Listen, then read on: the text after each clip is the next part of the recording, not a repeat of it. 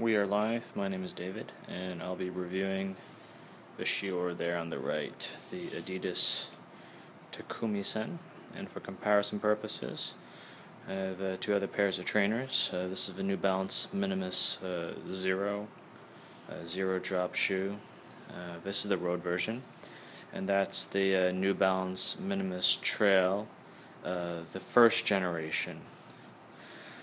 And about me, I am 5'6", about 118 pounds, run a 36 10K, 81 half, sub 18 5K. I purchased these shoes specifically for hill running and the marathons, full marathon, that is. I did this because I didn't feel there was enough padding on the Minimus shoes to go downhill, because I strike on the heel to go downhill and I don't like my head shaking. And so we can see over here in comparison that there is a lot of cushioning on the back of these shoes, and that's really important for me when going down hills, so I don't shatter my heels or rattle my brains.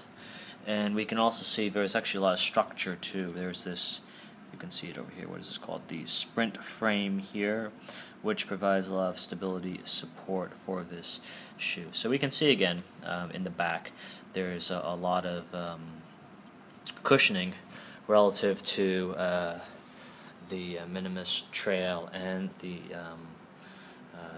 Minimus Road Zero. This one has zero drop. This one I think it has like a 4mm drop. I'm not sure if it's a zero drop shoe. This one over here has a 6mm drop, I've heard. And we can see that this comes because there's actually not a lot of padding here in the forefoot area. And it actually has just about the same degree of padding as the Vibrams, the Minimus Zero. Actually, you know, it has a bit more, marginally more. Yet again, the heel to toe drop, it's a result of having such a large heel section, cushioning section. Okay, and if we just turn it over, we have a lot of this kind of these sticky things from Maximum Grip.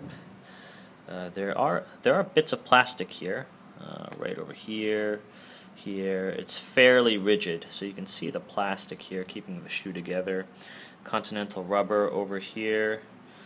Hopefully that will last. And some more curiously grippy things here for our pronators.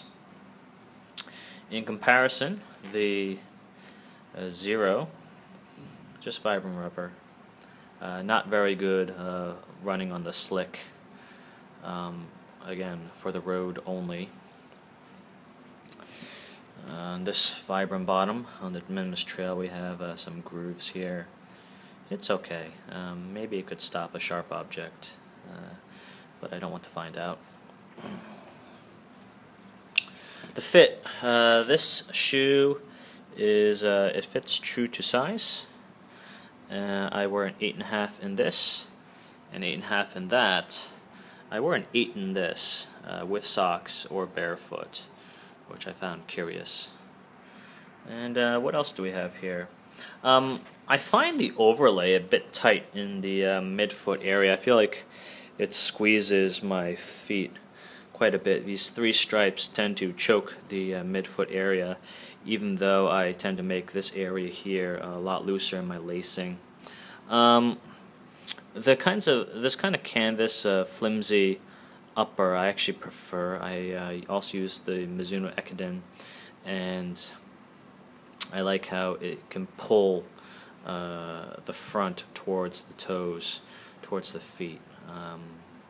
Shoelaces are quite sturdy, and we can tie pretty far to the back for a very tight fit. Styling, quite nice. And you can see some interior styling here. That's a very curious little dot there. So these retail for 1,099 Hong Kong dollars. I think these shoes can only be found in Hong Kong at the moment in this particular style. I got these yesterday, 20% off, and again I bought them because I ran a race today in Hong Kong, the Clearwater Bay Chase 2013, which is one of the hilliest courses in Hong Kong, and I didn't want to break myself going down the hills like that. I use these for track, and I use these for longer runs and hill runs. If I'm not blazing down a hill, I feel okay doing that. I'm not sure how I'm going to be using these. Maybe distance runs back in Cambridge on mud, farmland, multi-terrain things. And I think that's about it for the Adidas Adizero Takumi Sen.